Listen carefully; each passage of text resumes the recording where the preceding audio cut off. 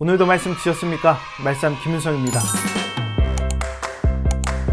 욥은 하나님이 죽이시면 죽겠다는 각오를 가지고 하나님 앞에 탄식합니다. 생명을 걸고 나가는 것이죠. 그러면서 욥이 하나님께 구하는 것이 있습니다. 그 내용이 우리가 오늘 읽은 본문 말씀에 잘 나와 있습니다. 23절 말씀 보십시오. 나의 죄악이 얼마나 많으니까 나의 허물과 죄를 내게 알게 하옵소서. 자신이 고난을 당하는 그 이유, 자신의 죄악에 대해서 하나님 속 시원하게 이야기 좀 해주세요 라고 간구하고 있는 거예요. 자신의 죄악이 무엇인지 하나님 알게 해달라고 고백하는 것이죠. 그러나 욥이 당한 그 고난은 욥이 어떠한 죄악이 있어서 당한 결과가 아니죠. 질문 자체가 잘못된 겁니다. 그러기에 이유를 알 수가 없는 것이죠. 하나님의 뜻에 대해서 우리는 묻습니다. 질문합니다. 그러나 그 뜻을 우리가 온전히 알 수가 없습니다. 우리가 당하는 고난의 대부분은 욥과 같은 고난이 아니라 과거의 잘못된 선택으로 인한 결과일 가능성이 많습니다. 그러나 그럼에도 불구하고 우리의 삶 속에 여러 가지 전반에 걸친 모습을 보면 하나님의 뜻에 대해서 이유를 묻긴 하지만 그 이유에 대해서 우리가 잘 모를 때가 많이 있습니다. 얼마나 답답합니까? 그러기에 오늘 욥도 하나님께 질문하는 것이죠. 우리가 하나님의 그 뜻과 그리고 하나님이 주시는 그 상황에 대한 이유를 알 수 없는 것은 무엇 때문일까요? 두 가지로 정리하겠습니다. 첫 번째로 하나님의 뜻을 우리의 사고와 논리로는 이해하기 어렵기 때문입니다. 욥의 고난은 욥이 죄인이 아니라 의인이었기 때문에 받은 겁니다. 죄인이 아니라 오히려 하나님의 기준에 맞게 살았기 때문에 받은 거예요. 일반적인 우리의 사고로는 설명이 되지 않는 부분입니다. 의인이면 상을 받아야 되는데 오히려 고난을 당하는 거예요. 말이 안 되는 일이 생겼기에 욥 자신도 그리고 그의 친구들도 그 상황을 명쾌하게 설명할 수 없고 자꾸만 자신들의 논리로 설명하다가 욥을 정죄하게 되는 겁니다. 우리가 욥기서를 읽으면서 1장과 2장에 나온 그 고난의 이유에 대해서 알고 있었기에 우리는 이해하고 있다라고 생각하는 것이지, 우리가 직접 그런 일을 당한다면 그 이유에 대해서 여러분 이해가 되시겠습니까? 우리가 하나님의 그 뜻을 알 수 없는 이유가 여기 있습니다.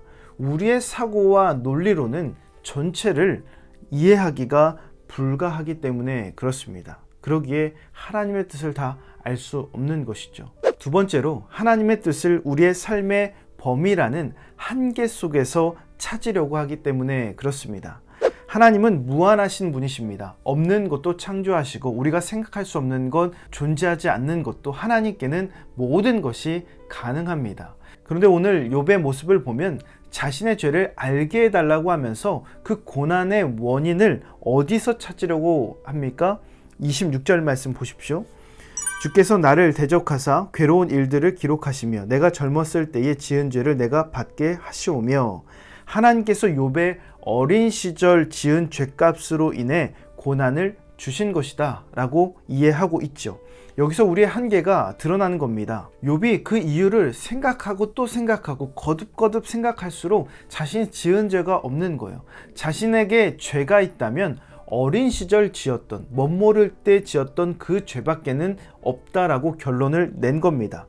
그러기에 결국 생각 끝에 자신에게 죄가 있다면 그 죄로 인한 고난을 받는 것이라면 자신의 지은 죄는 바로 이 어린 시절에 지은 죄, 자신에게 찾아온 이 고난은 그 어린 시절에 지은 죄 때문이다 라고 추측하는 거예요. 우리도 이렇게 생각할 때가 있습니다. 자녀가 아프거나 혹은 자신에게 안 좋은 일이 생겼을 때 하나님께 내가 무언가를 잘못을 했기 때문이라는 생각이 들 때가 있죠. 그러면서 자신의 삶 속에서 그 이유를 발견하려고 합니다. 우리의 한계가 바로 이겁니다. 우리의 삶 속에, 우리의 삶의 범위 안에서만 그 이유를 찾으려고 한다는 것이죠. 그러나 욥의 그 고난의 이유는 바로 욥의 삶의 범위 안에 있었던 것이 아니라 그 범위 밖에서 일어났던 일이었지요.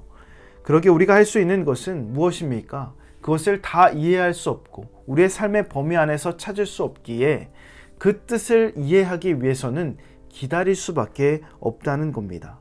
하나님을 믿고 기다리는 것, 하나님께서 죽이시면 죽겠다라는 그 각오를 가지고 하나님의 뜻에 순종하며 기다리는 그 모습이 우리 가운데 있어야 된다는 겁니다. 그것만이 하나님의 뜻을 해석하는 열쇠라는 겁니다. 그러므로 이유를 묻지 말고 기다리십시오. 그러면 그 이유와 그리고 그 원인이 해석이 되고 그 비밀이 풀리는 날이 온다라는 것입니다. 그런 믿음을 가지고 오늘 하루도 승리하시기를 주님의 이름으로 축원합니다. 몇 가지 묵상 질문 알려드립니다. 자신에게 찾아온 고난이나 어려움에 대해 그 이유를 주님께 물었던 적이 있습니까? 고난의 이유에 대해서 알게 된 시점은 언제입니까? 고난이 찾아올 때 가장 먼저 드는 생각은 무엇입니까? 이 묵상 질문을 곰곰이 생각하시면서 오늘도 실천할 수 있는 구체적인 계획을 세워보시기 바랍니다. 오늘 말씀의 내용이 도움이 되셨다면 좋아요와 구독 꼭 눌러주시고 이 말씀이 여러분의 삶이 되기를 예수님의 이름으로 축복합니다.